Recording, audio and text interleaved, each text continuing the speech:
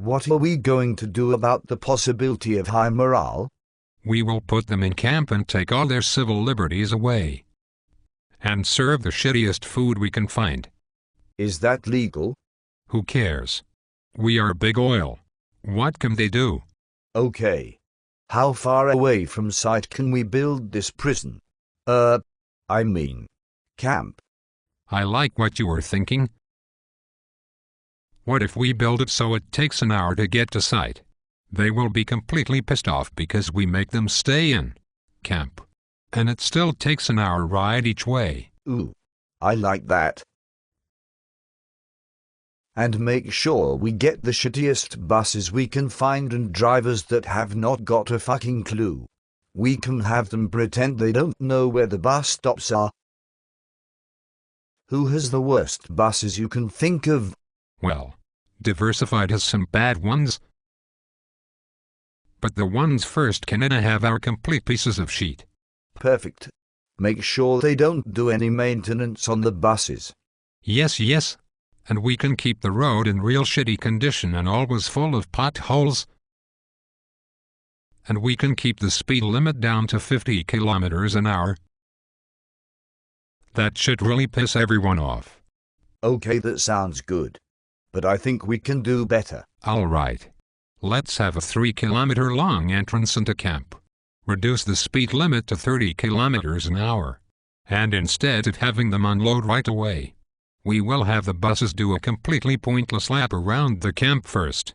Then, rather than unloading all the buses at the same time, we will stage the buses so that only 5 can unload and the rest will have to wait in line. You, sir, are a genius. Why, thank you. You know, if people can come back to their room and have a nice cold beer after a hard day's work, they might be happy. We will not allow that to happen. We will prohibit alcohol on camp premises. Is that legal? Who cares? Oh shit, yeah. How can we stop them from bringing their own booze? It's going to cost us millions of dollars. But we can install luggage scanning machines, we can put up a security gate, and not allow any personal vehicles. We can also ban visitors.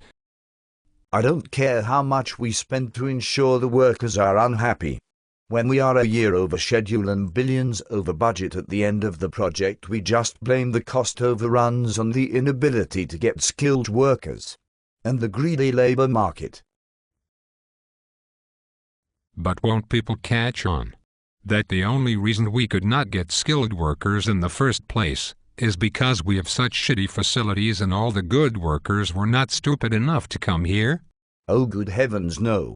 Remember, we are Big Oil. We would never allow the press to print anything like that. But I am still concerned morale may get too high. Can we put everyone in shackles as soon as they get off the buses? Great idea, sir. I will look into it. We can have a ridiculously long shift, and instead of using the airstrip at Firebag, we can use the one at Albion Sands. That will make another 1-hour-long bus ride. Yes. We can make them do 20 and 8. And when they go home, we will force them to clear all their belongings out of their rooms.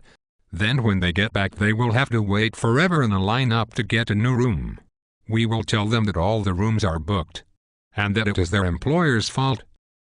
Okay, this is getting good, but I still think we can do more. Let's get back to the food situation. Well, sir, I have personally tasted it, and rest assured that in most parts of the world it would not be considered edible.